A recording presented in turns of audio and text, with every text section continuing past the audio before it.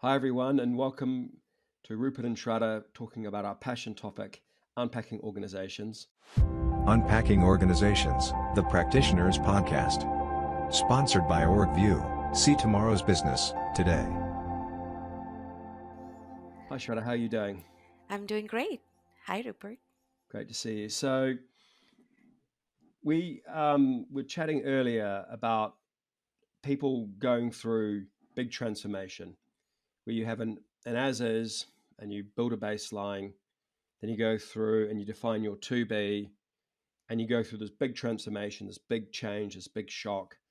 And then when that's done, you declare success and then get on with life.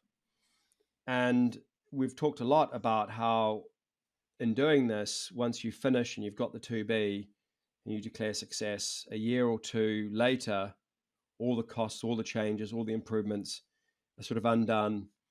And you end up in the same place and you go through another big piece of heart surgery and transformation. And so, why do you think it is that people are like this, and what do you think is the dangers and impact of this before we get to maybe an alternative way? Sure. I think that's the reality today. There's so many places, and not just today. Like, as I was management consultant, helping all the other clients go through their transformation, and even before that, as an internal consultant, I've always felt that we gravitate towards a big change or a big transformation, which takes itself like multi years for big organizations to come through. And then either we celebrate the success too much, or we are already like by the end of it are like, this is not done, and this did not yield the results that we wanted it to yield. So just breathe out, take a day off, and let's start doing it again. And the danger of that is that the there is a immense amount of fatigue that happens in the organization, Yep. for sure. People get very anxious because with any big transformation there are role changes, there are transitions out, there are changes in the jobs, and so that gets the good part of us, and so the work pauses and everybody's only thinking about the transformation and where their place is in the transformation. And because of all of that, what happens is that the main idea behind the transformation is to create long-term capability, or to create a space or a system to build the long-term capability. That totally gets out of the way or out of the window. Like, nobody's thinking about how do we actually build long-term capability. People are only thinking about how do we count the beans and get things right. And what happens, like, if we do it right, like, what, 20% of the transformations are called success. So if that you are in that single double digit of success stories, we just start to police that whole structure with so much of might that even if there is a change needed because of the natural evolution of the macro micro factors, we just are not ready to do that because you're so like um, So fatigued and tired. exactly, so fatigued and tired, plus also so much invested into that structure that you Yep. don't want to change anything. You're like, this is working, I don't want to do it. And Yep. so by the time you start um, becoming lenient about things or evolving with it, it's time for another big transformation because you've not evolved it in the way that it was meant to evolve. You were just holding on to not changing because you just went through so much of change. So there is a lot of things to unpack, and these are the dangers that typically we see. It's like the typical cycle that any organizations go through, and I think it's important to break that cycle. So today, let's talk about that, Rupert. I know that you have specifically um, in one of your belief, like you have, this is a big block or big rock in your belief system. So let's talk a little bit about that what you believe in around always on mindset of transformation.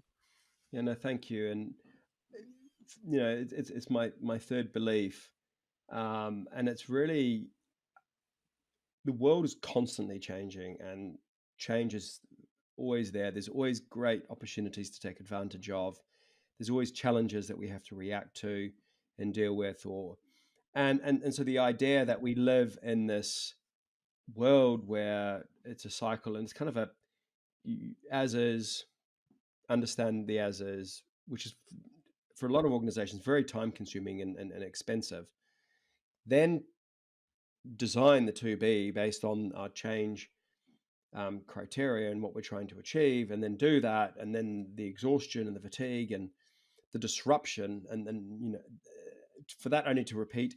And what I hear from clients over and over again, and I know you've seen this many times as well, is the benefits either don't come, or if they do come, they get eroded quite quickly, actually.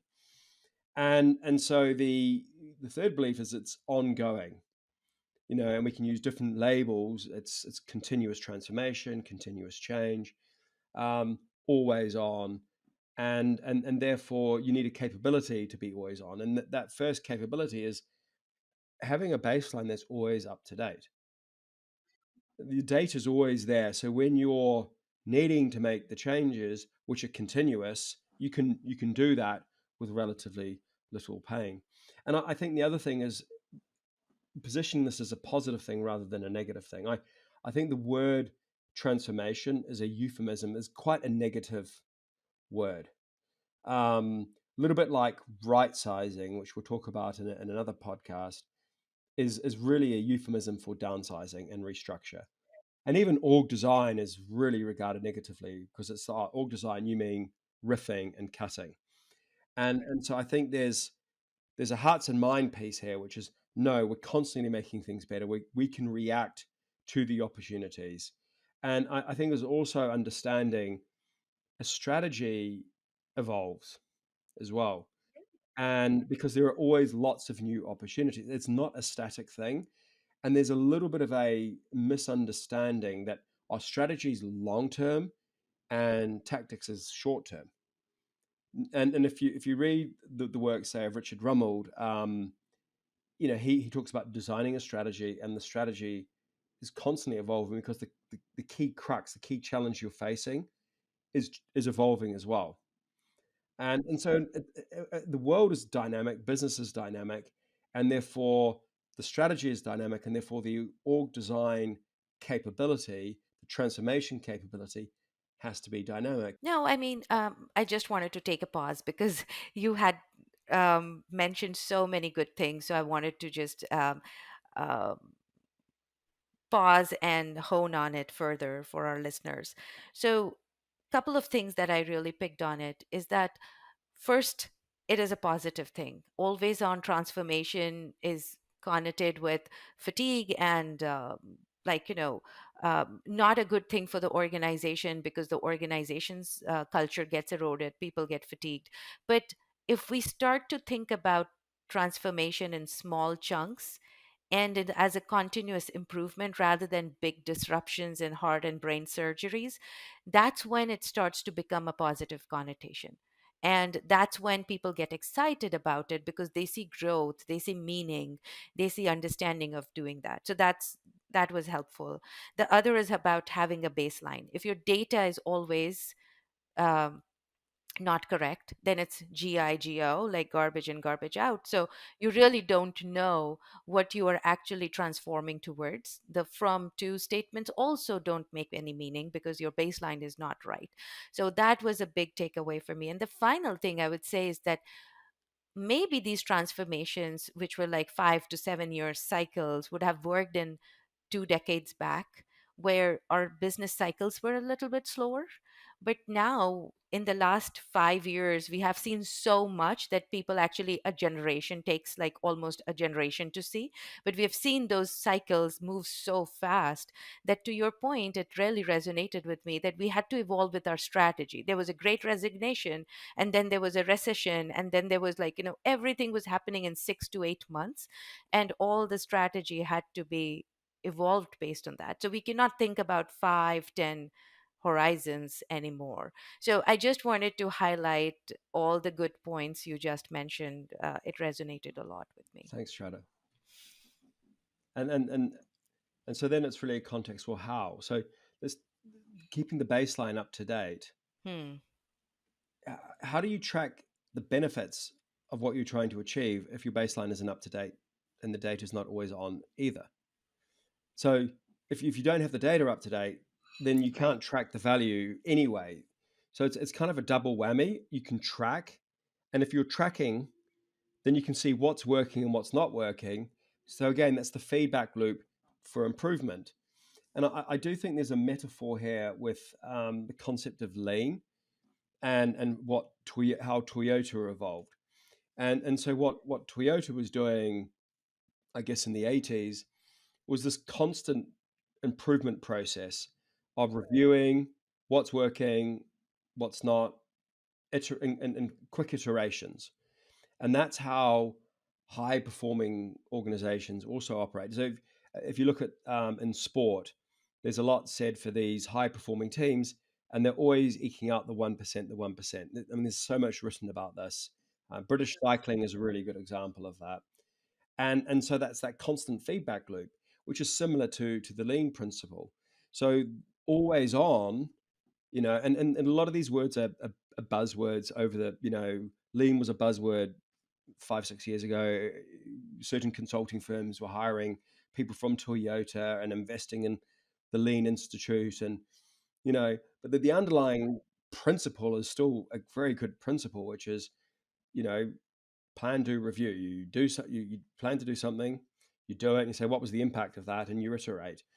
And Absolutely. the If I can add one more thing here, is that sometimes organizations have to watch out that there is an analysis paralysis into this as well. So they ask for data, they plan for it, they review the data, and then they start to split the hair around it. I think the idea is that you should be courageous enough to make the decisions and move on. And many a times people want to do continuous improvement, but just are like only at the planning and analyzing stage and not doing stage. So that cycle also needs to um, be mindful it's a, of. it's a great point. Don't let perfection be the enemy of the good. Right. Right. Or it was Colin Powell who had the 40/70 principle. You need 40% of the information before you can make any decisions. But if you have more than 70%, you're probably too slow. Ah, that's And so interesting. he I had this didn't hear. 40/70. And I think it fits into that mindset, which is really a Right. mindset, which is dealing with ambiguity. When do you have enough confidence to act? And that, acting at speed can be a competitive advantage, and it doesn't have to be the hard. We talked about it, the macro versus the micro. A lot of this is the micro, so it's the constant improvement. Um, so yeah, this is. I think we're in a heated agreement on this. It's interesting that I'm seeing more and more organizations talking to me about doing this and having this always on capability. Obviously, it's a central premise of this capability within having an OP&A function that gives you the capability of being always on.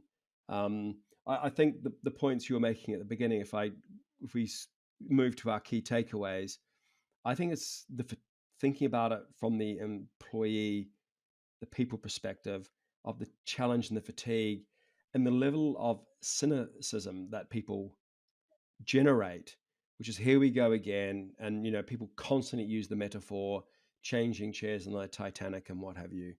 And it's like they've just seen this movie too often and lose trust in leadership, actually.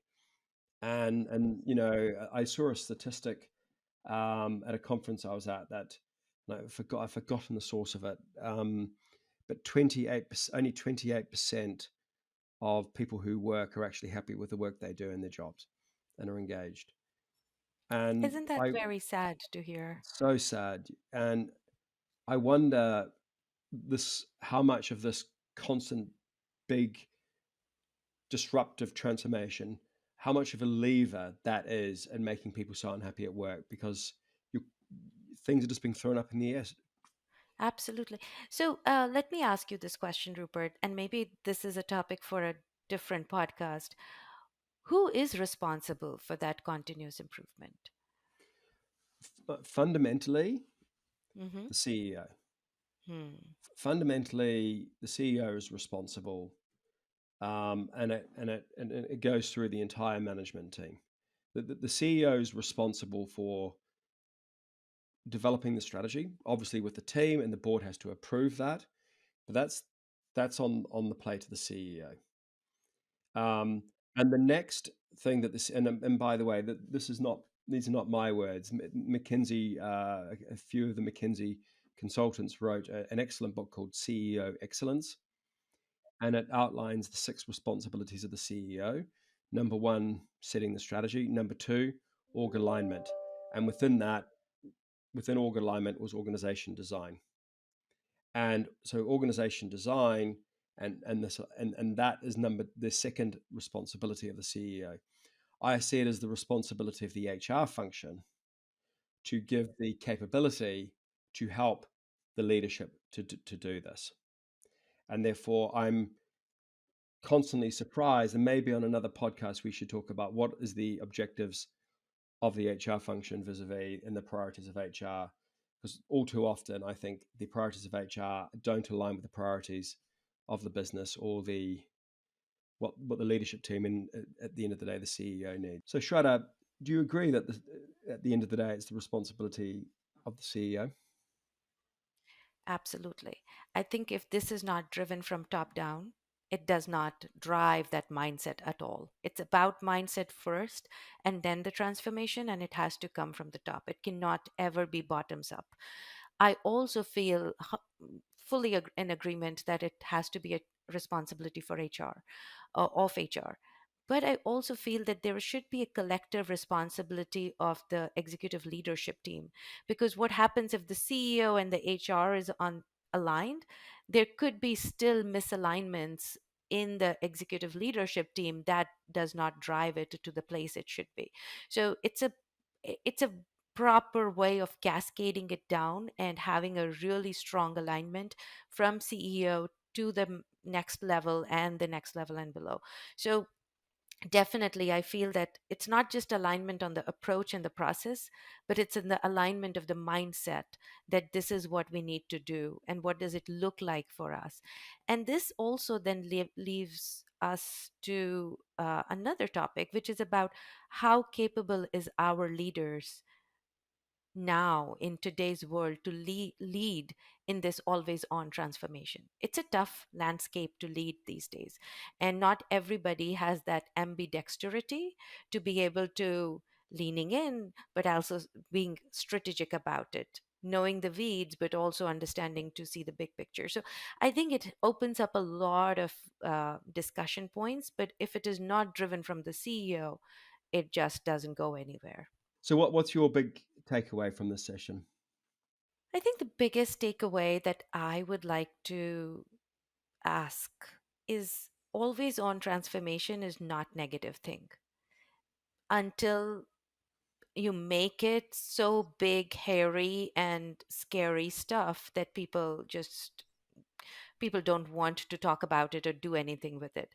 Always on improvement or always on evolution is a natural thing for an organization. And we should find ways to do that better and say that with positive connotation that yes, we are always on, rather than saying that we are always on transformation and we are just getting burned out. So that's my takeaway. It's more on a philosophical note. So, Yeah, yeah. nice. Thank you. I think my other one, if I What can about you? do that, Yeah, yeah, it's having the data at your fingertips. Have the data I love live, that. and that just gives you the speed to react and to make the changes and to take advantage of opportunities. And that's the positive side. And a lot of the burden is dealing with building a baseline and da da and cleaning, and it's a one off, and we've both done it. It's so painful. Um, if it's just, it should just be at your fingertips. We're in 2023 now. Like, not having the data at your fingertips is that's unforgivable, really, in this day and age. So I I love it. I think if I can say one like takeaway is that There are many takeaways from it. But one thing which I say is that if you're not able to click on a button and download your baseline, then you have some problem. Like whatever tool you have, you should be able to go there and just say that download baseline, and you should be able to download that. And if you don't Yeah. have this, first do that transformation, then go on any other. We'll build that capability so it's just there. Right, build However you that want to do it, capability have that's that there. capability. Right, Yeah. right. Awesome. Well, thanks so much.